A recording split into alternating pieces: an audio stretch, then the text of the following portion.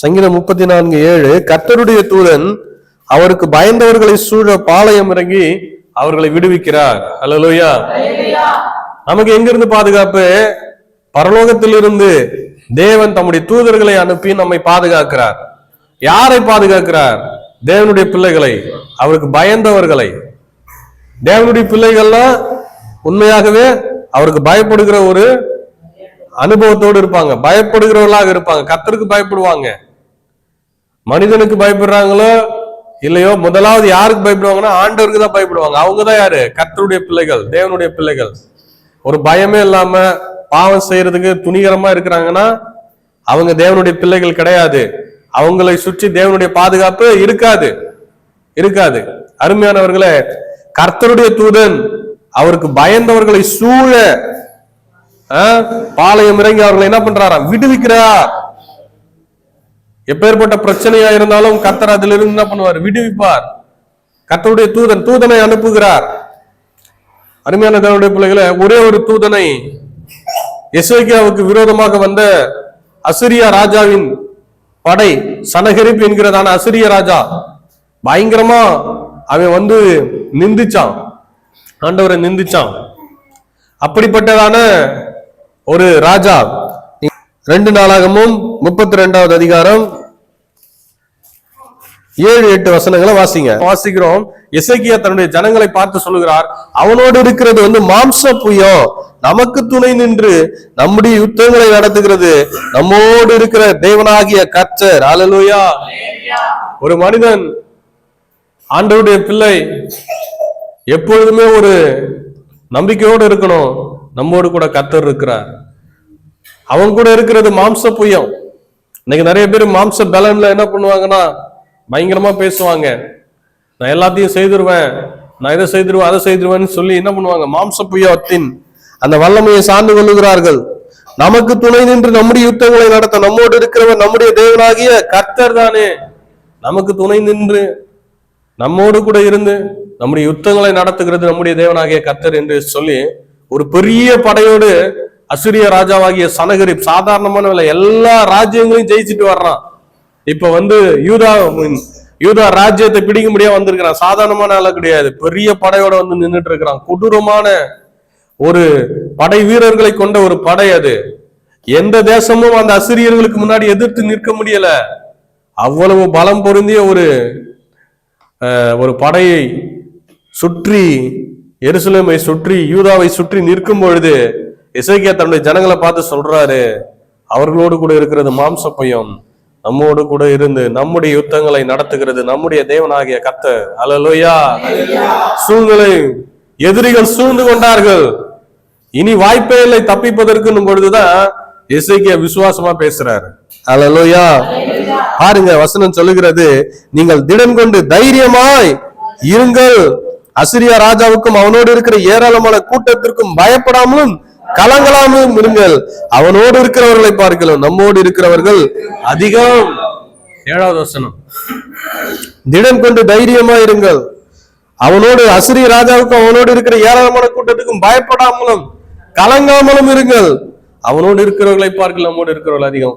பிராக்டிக்கலா என்னன்னா, யூதாவினுடைய ராஜாவாகிய எசேக்கியாவின் இடத்துல அவ்வளவு பெரிய படை கிடையவே கிடையாது. அசிரியா ராஜா கிட்ட இருக்கிறது தான் பெரிய படை. ஆனா இவர் என்ன சொல்றாருன்னா, அவனோடு இருக்கிறவர்களை பார்க்கலாம், நம்மோடு இருக்கிறவர்கள் அதிகம். அல்லேலூயா. நம்மோடு இருக்கிறவர்கள் அதிகமா? இப்ப மக்கள்லாம் என்ன பண்ணிருப்பாங்க? யோசிச்சிருப்பாங்க. அடுத்துதான் சொல்றாரு, அவனுக்கு இருக்கிறது மாம்ச புயம்பா, நமக்கு இருக்கிறது தேவனுடைய புயம். இன்னைக்கு மனிதர் மாம்ச புயத்துல அவர்கள் நம்மை எதிர்த்து நம்மை அழிக்க நினைக்கலாம். ஆனால் கர்த்தர் நமக்கு துணையாக நின்று நமக்காக அவர் யுத்தங்களை செய்கிறவராய் இருக்கிறார். அல்லேலூயா.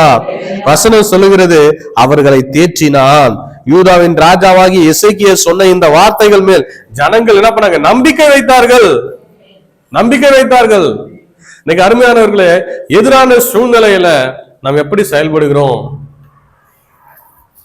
கர்த்தருடைய தூதன் அவருக்கு பயந்தவர்களை சூழ பாளையம் இறங்கி அவர்கள் என்ன பண்றார்? விடுவிக்கிறார்னு வசனம் சொல்லுது. எசேக்கியா ராஜா அந்த சூழ்நிலையில யூதா ஜனங்களை தேற்றுகிற வார்த்தைகளை என்ன பண்றாரு? பேசுறாரு. அவனோடு இருக்கிறவர்களை பார்க்க நம்மோடு இருக்கிறவர்கள் அதிகங்கிறாரு.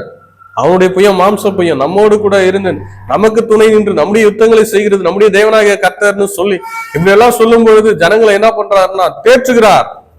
ஜனங்க எசேக்கியா சொன்ன வார்த்தையின் மீது என்ன பண்ணாங்களா? நம்பிக்கை வைத்தார்கள் என்று வசனம் சொல்லுகிறது. இன்னைக்கு அருமையானவர்களே, நம்மோடு கூட இருக்கிற தேவன் பெரியவர். நமக்கு பாதுகாப்பாக கர்த்தர் கொடுத்திருக்கிற தூதர்கள் சாதாரணமானவர்கள் அல்ல. அவன் கல்லையும் மண்ணையும் வணங்குகிற அந்த படைகளை எல்லாம் மேற்கொண்டுட்டு வந்துட்டான் சனகரிப். அவன் தேவனை நிந்தித்தான், எசேக்கியா ராஜாவை நிந்தித்தான். என்னடா ஒரு பெரிய கடவுளாடா அவங்க கடவுள், எவ்வளவு தேசங்களை வென்று வந்திருக்கிறேன்டா நானு, நீங்களாம் சாதாரணமான ஆட்கள் என்று சொல்லி அவன் நிந்திக்கிற வார்த்தைகளை பேசினான். அருமையானவர்களே, தேவன் அவர் தம்முடைய தூதனை அனுப்பினார். ராத்திரியில பராக்கிரமசாலிகள் 1,85,000 பேரை ஒரே ஒரு தூதனன் கொன்று போட்டான் என்று வேதம் சொல்லுகிறது. அசிரியா ராஜாவாகிய சனகரிப் செத்த முகமாய் தன் தேசத்துக்கு திரும்பினானோ. அல்லேலூயா. அருமையானவர்கள், ஒரு தூதன் இறங்கினா 1,85,000 பராக்கிரமசாலிகள் ட்ரைன்டு சோல்ஜர்ஸ அவரால் அழிக்க முடியும்னா எவ்வளவு பலம் பொருந்திய கோடான கோடி தூதர்கள் இருக்கிறாங்களா ஆண்டவர்கிட்ட. ஒரே ஒரு தூதன் இறங்கினா 1,85,000 பேரை வித்தின் மினிட்ல சங்கரிக்க முடியும்னா அப்ப கோடான கோடி தூதர்கள் இறங்கினா என்ன நடக்கும்? கொஞ்சம் யோசித்து பாருங்க, இல்லையா? ஆமென், அல்லேலூயா. அப்போ நம்ம ஆண்டவர் நமக்கு கொடுத்திருக்கிற ப்ரொடெக்ஷனை நம்ம என்ன பண்ணணும்? நம்பணும், வசனத்தை நம்பணும். என்னை பாதுகாப்பதற்கு தேவன் தம்முடைய தூதர்களுக்கு கட்டளையிட்டு இருக்கிறார். எனக்கு கர்த்தர் பாதுகாப்பா இருக்கிறார். நீங்க இந்த டிஸ்கவரி சேனல்ல எல்லாம் பார்த்திருப்பீங்க, ஒருத்தர் இந்த காட்டுல மலையில எல்லாம் போயிட்டு அந்த பேரன் ஹில்ஸ் போவாரு, திடீர்னு தண்ணியில ஆத்துல குதிப்பாரு, அப்புறம் போயிட்டு எதையாவது பிடிச்சி சாப்பிட்டுட்டு இருப்பாரு, பாம்பை பிடிப்பாரு, பள்ளியை பிடிப்பாரு, பாம்பை அப்படியே தலை வெட்டி போட்டுட்டு அப்படியே சாப்பிடுவாரு, பயங்கர தைரியமா காட்டுல தங்குவாரு. ஆனா அவருடைய சாட்சி நேற்றுக்கு நான் கேட்டேன். அவர் சாட்சி சொல்லும் பொழுது சொல்றாரு, அவர் சின்ன வயசா இருக்கும் பொழுது அவருக்கு நல்ல பெரிய பெரிய சாதனைகளை செய்யணுங்கிற எண்ணம் அவருக்குள்ள இருந்துச்சுங்களாம். பாருங்க, திடீர்னு பார்த்தா உடம்பு சரியில்லாம போயிருச்சுங்களாம். அதாவது எப்படின்னா, அவர் இந்த பேராஷூட் அந்த மாதிரியான விஷயத்துல அவரு விழுந்துட்டு இருக்கிறாரு. விழுந்து இந்த ஸ்பைனல் பிரச்சனை ஆயிடுச்சு. அதாவது ஸ்பைனல் டேமேஜ், இதுக்கு மேல எழுந்து நடக்க முடியாது, அவ்வளவுதான் அப்படின்னு சொல்லி டாக்டர்ஸ் சொல்லிட்டாங்க. அந்த சூழ்நிலையில அவருக்கு ஞாபகம் வந்திருக்கு, சின்ன வயசுல அவர் சர்ச்சுக்கு போயிருக்கிறாரு. அப்புறம் ஆண்டவர் மேல எல்லாம் பெருசா ஃபெய்த் எல்லாம் கிடையாது. நம்ம தான் நினைச்சுக்கிறோம் இங்கிலீஷ்காரங்க எல்லாரும் அப்படியே ஆண்டவரோட அப்படியே பக்கத்துல உட்கார்ந்து இருக்கிறாங்க. அப்படியெல்லாம் கிடையாது. பல இங்கிலீஷ்காரங்க ஆண்டவரை மறுதளிக்கிறவர்களாக இருக்கிறார்கள். அப்போ அவர் அந்த சூழ்நிலையில அவர் ஹாஸ்பிட்டல்ல அவர் ஆண்டவரை நோக்கி கூப்பிட்டு இருக்கிறாரு. இயேசுவை குறித்து சின்ன வயசுல அறிந்த அந்த அறிவு அவருக்குள்ள மீண்டும் ஆண்டவரை குறித்த ஒரு உணர்வு அவருக்குள்ள கொண்டு வந்திருக்கிறது. ஆண்டவரை நோக்கி கூப்பிட்டு இருக்கிறார். அவர் சொல்றாரு, அப்ப அவருக்குள்ள ஒரு நம்பிக்கை வந்ததா, ஆண்டவர் அவரோடு கூட இருக்கிறார். அப்ப அவருக்குள்ள ஒரு நம்பிக்கை வந்தது, இயேசு சாமி கூட என்ன பண்றாரு? இருக்கிறார். அப்ப அவர் என்ன சொல்றாருன்னா, நீங்க என்ன பாத்தீங்க, காட்டுல நான் தனியா டிராவல் பண்ணுவேன், பல சாகசங்கள் பண்ணுவேன், இதெல்லாம் எப்படி பண்ண நீங்க நினைக்கிறீங்க? இதெல்லாம் எப்படி பண்ணனா ஏன் கூட ஆண்டவர் இருக்கிறாருங்கிற தைரியத்தினால இதெல்லாம் நான் செய்தேங்கிறாரு. அல்லேலூயா. நம்ம பிரதமர் மோடி இருக்கிறாருல, அவரு கூட காட்டுல கொஞ்சம் டிராவல் எல்லாம் பண்ணி ஒரு டிஸ்கவரி ஒரு 2 வருஷத்துக்கு முன்னாடி 2-3 வருஷத்துக்கு முன்னாடி கொரோனா டைம்ல நினைக்கிறேன், அவர் கூட காட்டுக்கு டிராவல் பண்ணுவாங்க. என்னன்னா அவங்களெல்லாம் கூட்டிட்டு போய் காட்டை என்ன பண்ணுவாரு? காமிப்பாரு. ஆனா அவர் சொல்றாரு, நானு டிராவல் பண்றது இவ்வளவு கடினமான காட்டுல நான் டிராவல் பண்றேன், நான் நிறைய சாகசங்கள்லாம் செய்யறேன், ஆனால் இதெல்லாம் எப்படி செய்யறேன்னா என் பலத்தினால அல்ல, என் கூட ஒருத்தர் இருக்கிறாருங்கிற தைரியத்தினால, என் தைரியத்தினால அல்ல, என்னோடு இருக்கிற இயேசு எனக்கு கொடுக்கிற தைரியத்தினால. அல்லேலூயா. எனக்கு அருமையான தேவனுடைய பிள்ளைகளை, நம்மோடு ஆண்டவர் இருக்கிறார், அதனால அவர் நம்மை பாதுகாப்பார், இல்லையா? அவருக்கு சித்தம் இல்லாமல் நம்முடைய தலையில் இருக்கிற ஒரு முடி கூட கீழே விழாதான், இல்லைங்களா? அவருக்கு சித்தம் இல்லாமல் என் தலையில் இருக்கிற ஒரு முடி கூட விழாது அப்படின்னு பைபிள்ல சொல்லியிருக்கு, ஆண்டவர் சொல்லியிருக்கிறாரு. அப்ப அவருக்கு சித்தம் இல்லாமல் ஒருவனும் என்ன பண்ண முடியாது? சேதப்படுத்த முடியாது. பொல்லாத சனகரிப், நீ எல்லாரையும் ஜெயிச்சுட்டு வரலாம். ஆனா எசேக்கியா சாதாரணமான ஆளு கிடையாது. தேவனை நோக்கி ஜெபிக்கிற மனுஷன், தேவனுக்கு பயந்து நடக்கிற மனுஷன், ஆமென், தேவனை சார்ந்து கொள்கிற மனுஷன், ஆமென். எல்லா ராஜ்யத்தையும் ஜெயிச்சுட்டு வந்தான், பெருமையோடு தலைகணத்தோடு வந்தான். கடைசியில எங்க தோற்று போனா? எசேக்கியா ராஜாவின் இடத்துல தோற்று போனான். அவன் தேவனுடைய கோவில்ல அவன் தேவனை தொழுது கொள்கிற பொழுது அவனுடைய பிள்ளைகளே அந்த சனகரிப்புக்கு விரோதமாக எழும்பி அவனை கொன்று போட்டார்களாம். அல்லேலூயா.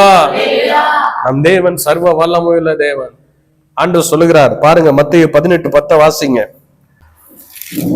இந்த சிறியரில் ஒருவனையும் அற்பமாய் எண்ணாதபடி எச்சரிக்கையாயிருங்கள். அவர்களுக்குரிய தேவதூதர்கள் பரலோகத்திலே என் பரமபிதாவின் சமூகத்தை எப்போதும் தரிசிக்கிறார்கள் என்று உங்களுக்கு சொல்கிறேன். சிறியரில் ஒருவனையும் நீங்க அற்பமா எண்ணாதபடிக்கு எச்சரிக்கையாயிருங்கள். அவர்களுக்குரிய தேவதூதர்கள் பரலோகத்திலே என் பரமபிதாவின் சமூகத்தை எப்போதும் தரிசிக்கிறார்கள். ஒரு சின்ன பிள்ளைக்கு கூட ஆண்டவர் ஒரு தூதனை பாதுகாப்பா வச்சிருக்கிறாருன்னு பைபிள் சொல்லுது. ஒரு சின்ன பிள்ளைன்னு கூட நீ அற்பமா எண்ணாதப்பா, அதற்குரிய தூதர்கள் பரலோகத்தில் பிதாவை தரிசிக்கிறார்கள். ஆமென், அல்லேலூயா. இவங்க கேரன் இருக்குன்னா கேரனுக்கு பாதுகாப்பா ஆண்டவர் ஒரு தூதனை வைத்திருக்கிறார். ஒவ்வொரு நாளும் இந்த பிள்ளைக்கு, அதாவது வந்து பாதுகாப்பா இருக்கிற தூதன் ஆண்டவர்கிட்ட போய் ரிப்போர்ட் கொடுக்கணும். அல்லேலூயா. நான் பைபிள் இருக்குதாங்க சொல்றேன். உங்களுக்கும் எனக்கும் பாதுகாப்பா இருக்கிற தூதன் ஆண்டவருடைய சமூகத்தை, எதற்கு பிதாவின் சமூகத்தை தரிசிக்கிறான். இன்னைக்கு இந்த பிரச்சனை எல்லாம் பிசாசு உங்க பிள்ளைக்கு கொடுக்கணும்னு இந்த இடத்துல கண்ணி வச்சிருந்தா நான் பாதுகாத்தேன்னு ரிப்போர்ட் என்ன பண்ணோம்? கொடுக்கணும். கொடுக்கறாங்க. இதெல்லாம் ஆவிக்குரிய மண்டலத்துல நடக்குது. தேவனுக்கு பயந்து நடக்கிற உங்களுக்கும் எனக்கும் எதிராக சத்துரு வைத்த நிறைய டிராப்ல இருந்து தேவன் தம்முடைய தூதர்களை அனுப்பி நம்மை பாதுகாத்து இருக்கிறார். அல்லேலூயா. அப்படி சித்தம் இல்லாம ஒன்னும் சேதப்படுத்தவே முடியாது. நம்ம அநேக அடைக்கலான் குருவிகளை பார்க்கலாம் நாம் விசேஷமானவர்கள் என்று வேதம் சொல்லுகிறது. நான் விசேஷமானவன். ஏன்? எனக்குள்ள ஆண்டவராக இயேசு கிறிஸ்து இருக்கிறார். நான் விசேஷமானவன். ஏன்? நான் இயேசுவினுடைய பிள்ளை. நான் விசேஷமானவன். ஏன்? நான் அவருடைய தரிசனம் பெற்றவன். அல்லேலூயா, அல்லேலூயா. ஆமா, இன்னைக்கு உலகம் வந்து இதுக்கெல்லாம் வேல்யூ பெருசா கொடுக்காது. ஆனா சனகரிப்புக்கு தோற்றதுக்கு அப்புறம் தான் புரிஞ்சிருக்கும், ஐயோ நம்ம கை வச்ச இடம் சாதாரணமான இடம் கிடையாது. எசேக்கியா ஒரு சின்ன ராஜா, தோற்கடிச்சிடலாம் நினைச்சோம். ஆனா அங்கதான் நாம் என்ன பண்ணோம்? மாட்டணும்.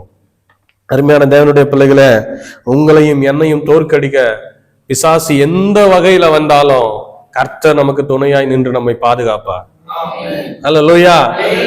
சின்ன பிள்ளைக்கு கூட தேவதூதனை வச்சு ஆண்டவர் பாதுகாக்கிறாரா? அவருக்கு பயந்து நடக்கிற உங்களையும் என்னையும் சூழ பாளையம் இறங்குகிற தூதர்களை கர்த்தர் வைத்திருக்கிறார் என்பது சத்தியம். சத்தியம். அல்லேலூயா.